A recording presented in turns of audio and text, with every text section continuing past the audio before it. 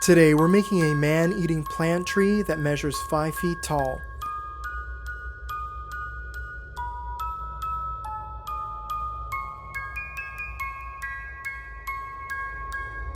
Now this man-eating tree is made from PVC, paper mache glue, and styrofoam balls, so join me for this amazing tutorial.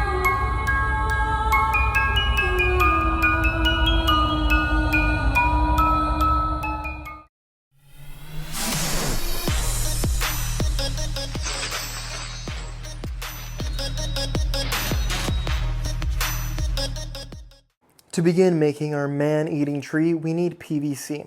Now for this project, we're going to use 3 different types of PVC. Next, you need a planting pot. You could use a decorative one so it could look nicer. I just have this old one here that I'm going to spray paint a little bit black just to make it look a little bit more presentable. Next, we need to get cement. I'm going to use half a bag of cement. We're going to mix it and then pour it into our planting pot. Then put the PVC stem right in the middle. You can hold it upright with some tape or some rope, and I'm going to keep it like that for 24 hours. Once it's done, then we can begin building our tree. It's going to be so awesome, so easy. Let's get to it. Before we continue with this tutorial, I wanted to show you all the first book that I've written. It's called Little Olive and the Woolly Bat, and it's rated for kids ages 2 to 6 years old. It follows a brave little olive that gets lost and is found by a very helpful brown bat.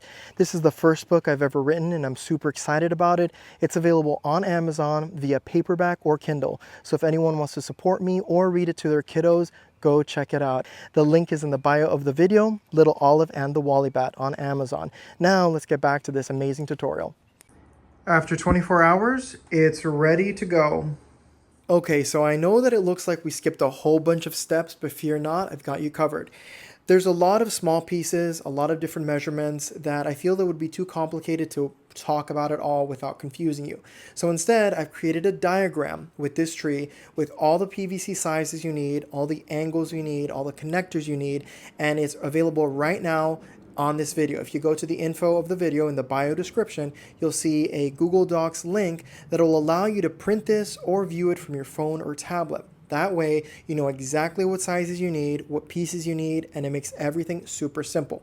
So another thing, you don't have to cut this PVC to the exact sizes that I've listed. Make it your own. If you want to make something longer or shorter, go ahead and do it. This is the awesome thing about this tree is that you can make it look as organic as possible by making it whatever shape you want. So definitely just use it as a guide, but it doesn't have to be exactly that way. So next what we need to do is use PVC cement. I want this tree to be sturdy, so we're going to put PVC cement on all the connectors. Super simple to do. Then after which we can drill a couple holes right over here, maybe a couple holes here at the ends, so we can put the 9-gauge wire in there. So after we're done with the holes and putting the 9-gauge wire, we have to start wrapping this with masking tape. We're going to put a lot of masking tape around it. We're going to stuff this so we can give it some ridges and look more like a tree. So super excited. Let's keep on going. Also remember, once you put PVC cement, it's done. It is solidified. So make sure that you turn the branches in whichever way you want them to be permanently stationed. The only thing that we'll be able to move is the smaller branches because we'll use wire for that. So those branches you'll be able to adjust really nicely. You'll see once we're done with that. But yeah. So make sure you do that.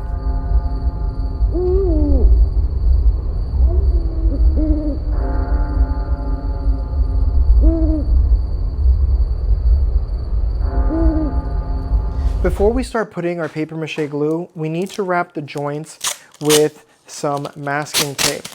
I'm using this very inexpensive masking tape from Walmart, and all we're doing is wrapping the joints. We're doing that so it's not so boxy and sudden, the transition between one pipe to the next. And at the same time, the tape gives us a nice texture on the underside of it. Kind of a veiny texture. So make sure you wrap as much as you want of the PVC pipe. And just like that, we're getting some nice texture going. But definitely hit all the joints so that they're not as noticeable.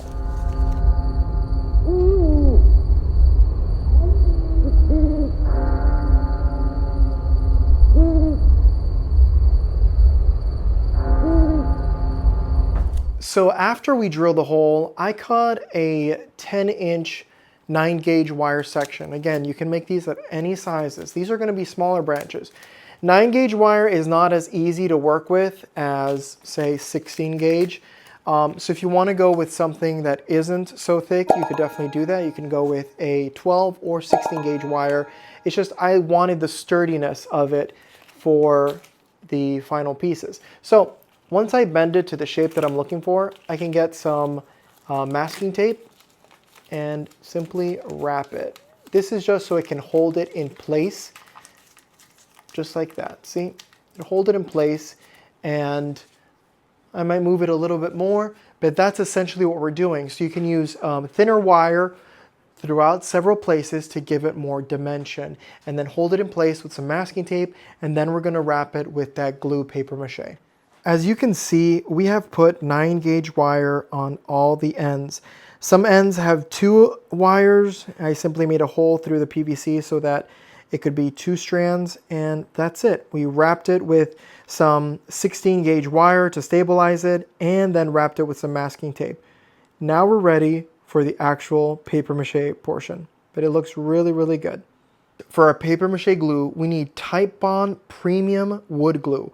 We need a roll of paper towels, a small mixing container, and a brush. Make sure you have something on the ground to protect from the falling glue, and we're going to start brushing the glue onto the paper towel and then wrapping it around the tree. Let's get going.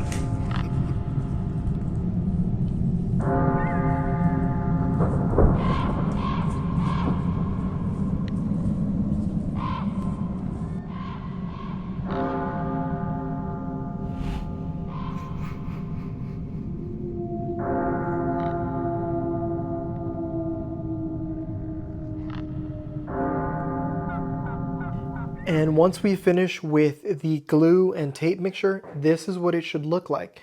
Now we're going to let this rest for 24 hours so that it can completely dry. After 24 hours, this is what it should look like. It's ready to be painted. So I'm going to be using a dark green and a lighter green to give it different accent features, but you can definitely mix and match. You can even paint it brown if you like, but I think I'm going to do the entire thing green. So let's get to painting.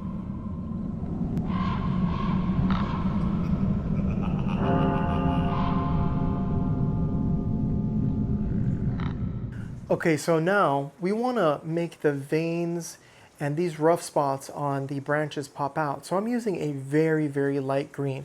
It's sort of like a cream with a light green mix.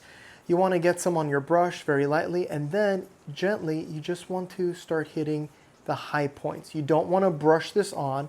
You simply want to go like that gently to get the high points painted.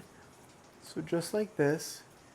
We'll go throughout the entire thing, and that way we'll get the high points to pop. Now you can use any color you want, but it has to be a lighter color so that it pops really nicely. Fill the bottom of the pot with cardboard pieces. I just broke up an Amazon cardboard box, and I'm simply putting pieces inside just like this. The reason why is that we're going to get expanding foam. I'm using window and door Great Stuff expanding foam, and we're going to fill the top in with expanding foam. After it fills up, we're going to cut off any excess foam that wants to spill out or get too bulky. Then we can either paint it brown, we can paint it green, and I'm going to put some moss on top of it to make it look really nice. Originally I was going to use soil, but soil has bugs and creatures, and if this is going to be inside, I don't want to actually have real soil inside on a fake plant. So fake moss is what we're going to use, and just like that we're going to fill it in on the top. The reason we put the cardboard in is so that we don't have to use so much expanding foam, because otherwise we'd probably need 2 bottles, and with this I'm probably going to use half a bottle to fill in the top. For the man-eating plant head, we're going to be using 4-inch styrofoam balls. Now I'm going to be using 10 of these. We need to cut the mouth out, and I'm using my insulation foam cutting knife, or you can use an X-Acto knife or even a kitchen knife just to cut into it. What we want to do is we want to cut less than 1/4 of the ball for the mouth. Essentially, you want it to look like this. This kind of looks like a Pac-Man if you're asking me. So that's less than 1/4. So once we cut it like this, we're good to go, and it's super simple to cut. Let me show you how to do it. So these styrofoam balls are actually 2 halves that were glued together, so there's a line right in the middle, and we can use that line as a guide. So we grab our knife and we carefully cut inside. And then, just like this, see, this would be 1/4 right about here, so we want to do about that. And then we cut at an angle, again, carefully.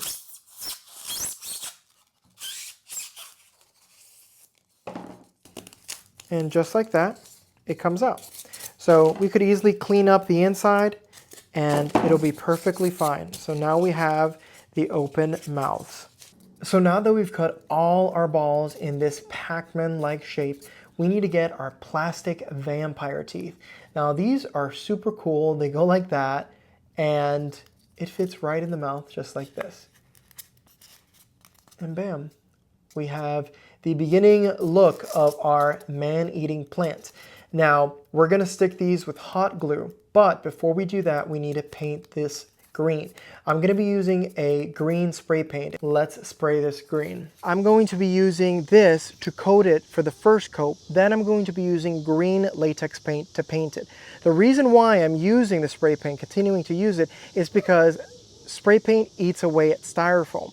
So if you spray the balls with this, eat away at it, and it'll give it a nice rough texture on top, and that looks absolutely wonderful. So definitely use a green spray paint. It doesn't have to be phosphorescent. It could just be any spray paint, and then paint it with some latex green paint. So look at that texture that forms. As the spray paint touches styrofoam, it eats away at it, creating pockets and a really rough texture. So this is perfect. This is what I want for a more ominous look. As a reminder, the mouth section is going to be painted black. So there's no real reason to spray in there. I'm just going to get a small brush and paint the inside black once everything dries. So the spray paint has dried on our styrofoam balls, and as you can see, it gave it this really rough and pitted texture, which is perfect. We wanted them to look rough like this. So I'm going to be using a green from Lowe's. It's a paint sample. They cost $4 at Lowe's. They're latex paint. You can get them in any color. So I just got a lighter shade of green. You can go with any color you want. I'm going to paint these so that they're more uniform and these white areas are covered. Once we're done with that, we're going to paint the mouth black. Everything on the inside is going to be black. So let's get to painting.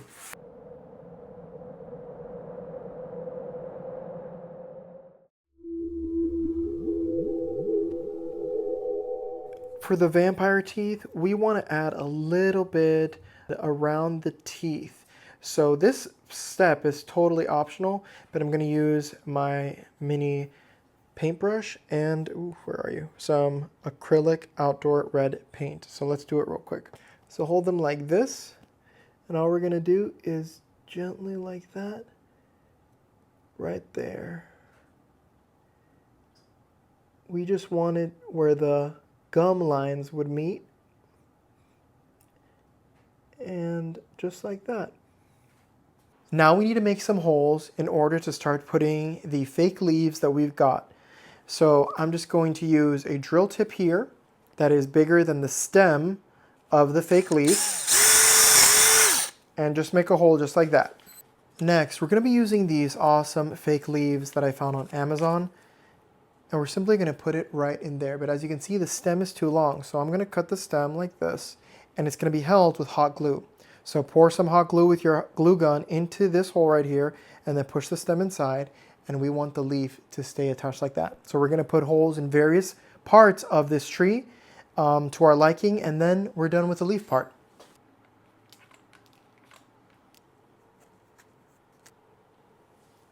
And then of course we want to put our styrofoam balls on the actual wire. So you could drill a small hole or just push it through. I like drilling a hole so that it doesn't force the styrofoam in there. So just a drill bit, make a tiny little hole right here, and then simply go like this and push it in there.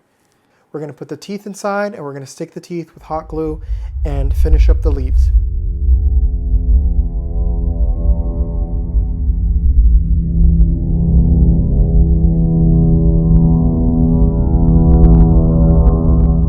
For the final details, I'm using my hot glue gun, and we're attaching pieces of moss throughout the bark and the branches. This is just an added detail.